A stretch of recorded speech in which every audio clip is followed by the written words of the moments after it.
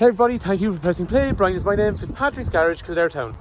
In this video I want to show you the Comfort model, the Executive model and also the Executive Plus model of the Hyundai Kona. This video tour does exclude the full electric version and the hybrid version, so in this video we're really concentrating on the specs that are applicable to the 1 litre petrol and the 1.6 diesel. As a point of note for this video, the Comfort and the Executive are available in diesel, whereas the 1 litre turbo petrol gets Comfort, Executive and Executive Plus 2. If you want information on any of these Konas, please do not hesitate to give me a shout. 086 843 1945. Call, text, WhatsApp, whatever suits. Or if you're watching on YouTube, please do like and subscribe if you think the information is useful, or let me know in the comment section below if there's anything specific that I've missed. So I think we're going to start off with the very first one of the three, which is this one here, which is what's called the Comfort. Going to start off by going for driving this Comfort model. So seat is height adjustable, so you can go upwards or downwards, and then the steering wheel is rake reach, which means I can go in and out and up and down as well. And after that then, on a day like today, a few things you want to adjust. So wipers, I tell you what's cool though, you see the way it actually tells you on the screen rather than trying to look down here and guess. It tells you exactly where the setting is. And the other thing as well is it'll have same for the lights, tells you exactly what setting they're on, and the lights are automatic as well, so daytime runners during the day, and then at night time the lights will come on themselves. And one big thing on the Comfort model now is it has the big screen, and it was a model that was overlooked quite a bit because it didn't have the screen in previous generations. So it has a reverse camera up through here, and it's also going to have things like Apple CarPlay and Android Auto and all the other Bluetooth and radio functions you'd expect. On a day like today then, we want to set the heating, so air conditioning will be standard, front and rear windscreen demisters. And underneath then, if you want to charge devices down through here, there is 12 volt, there's a USB, and then there's a USB. This one's for charging, this one's for actually charging and for transferring data for playing music. The clocks in the center are nice and big and bright, and then in through here you have a menu button here which changes that information. So on the first menu then, you're going to have things like accumulated information for driving, your speedo. The second menu then will be driver attention, which warns you if you're swaying on the road, exact tire pressures in each tire, and also the lane keep assist function. And the third menu is where you want to make manipulations on the screen or actually just change settings throughout the car as well. After that then, over here, electrics for windows and mirrors. And then before you drive, obviously you want to adjust things like your mirrors, and then you are ready to go. After that over here, if it is nighttime, you can adjust the brightness of the dash. Traction control is always turned on to stop the front wheels from spinning, and also your stability program to keep the car in check on wet roads.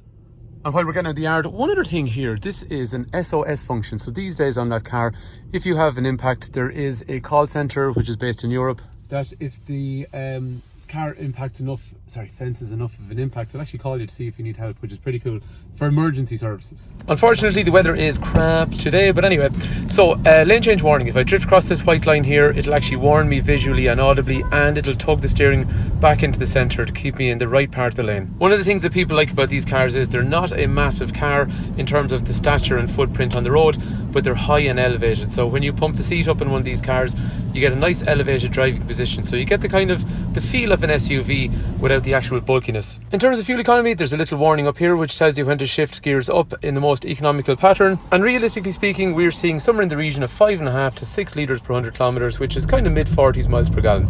0 up to 120 kilometres an hour is also quite brisk as well, and this is the newer version of this engine, so it's a little bit quieter, a little bit more power in it as well, and a little bit more economical. So it's a more developed engine than the original one that came out in 2018.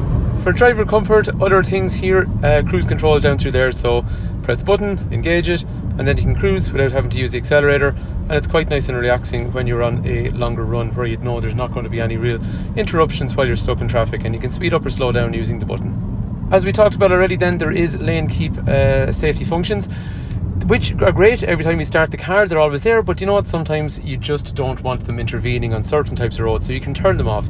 There is a button that allows you the autonomy of deciding whether you want them on or off, but like we were saying, every time you start the car, they are there for safety.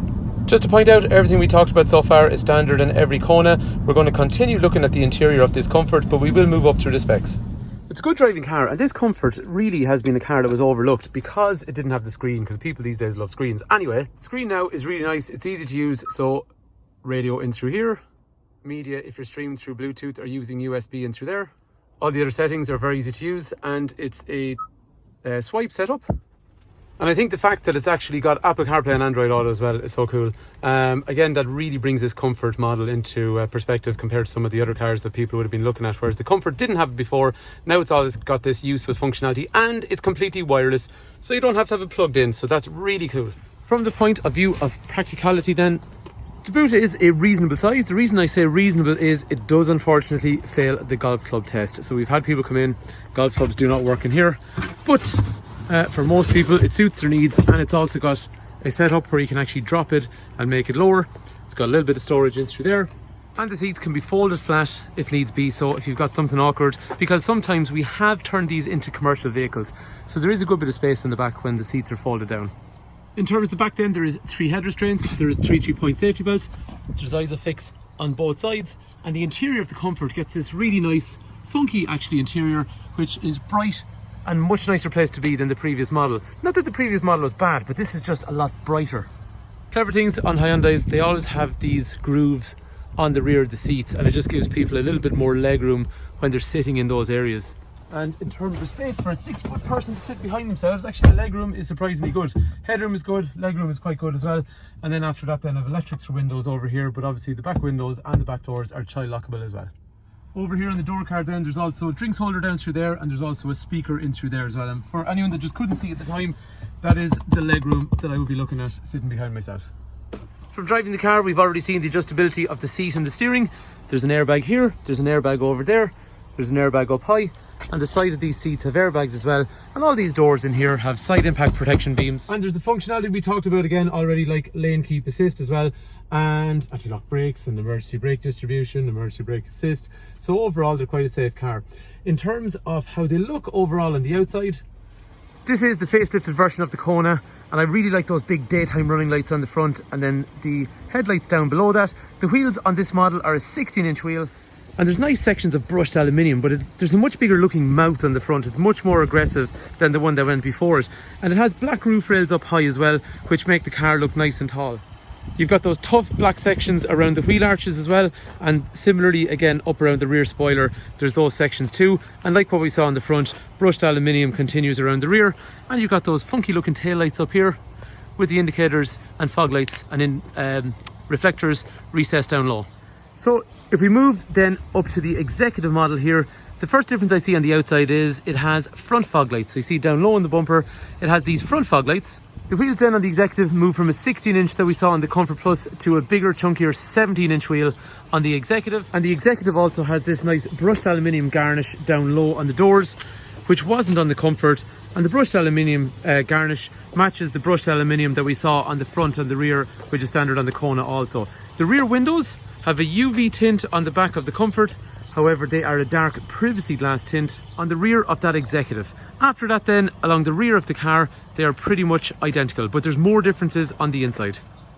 One thing that's going to be relevant on the inside, I can see already here, there's parking sensors on the rear of this car.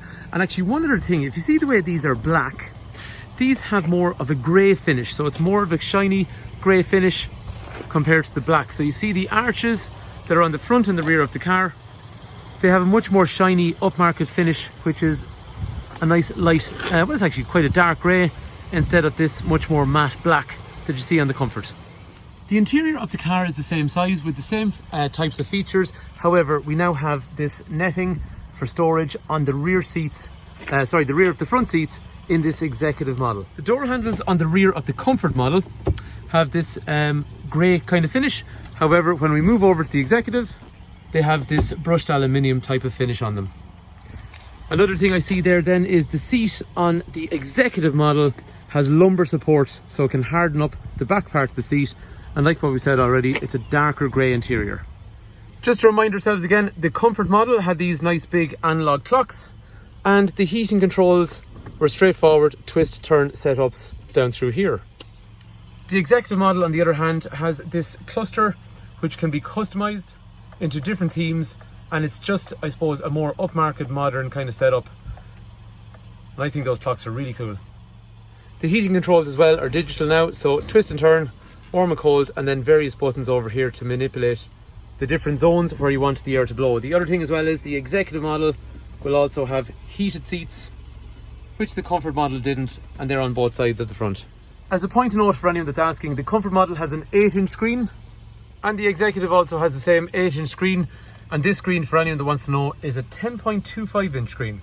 One other thing that's worth noting actually on the executive model, which is not on the Comfort, the executive model also has an auto defogger for the front window when you get into the car first. The other thing as well is if you look at the wing mirrors on the Comfort, they are electric. However, on this executive model, they're also electric folding, which means when you lock the car, they come in themselves. And the final thing then is we saw there was automatic lights, but we saw them on the Comfort model already. The difference, however, with the wipers, they are completely automated on the executive model as well, which we didn't have on the Comfort. The reversing camera was standard on the Comfort model. However, this executive also got parking sensors which make noise when you're going back towards the object, and there's a second little display up here as well to complement the camera. So hopefully now you know the difference between the Comfort and the executive model. And then the third one here is the Executive Plus. The Executive Plus, all in all, is actually the exact same looking vehicle on the outside. There's only two distinguishing features on Executive Plus. The very first one is recessed in down here, which means you have wireless charging. You place your phone, if it has QI technology, sitting on this pad, and it'll automatically charge without having to plug it into USB. And the second thing then is there is a leather interior as opposed to the cloth interior that we've seen on the car. So the leather interior, front and rear, and like the executive model, it's going to be heated in the front as well. Anyway, if you've made it to the end, I really appreciate it, because I know sometimes it can be pretty boring looking at all this stuff, but hopefully if it is something that you're trying to figure out the different models, the video hopefully has helped. And if there's anything you want to know, just let me know in the comment section below and I'll do you a video, no problem. Thanks for taking time to watch. If you're in Ireland and you're looking to buy one of these cars, 086 843 1945. Brian is my name, Fitzpatricks, Garage, Kildare Town.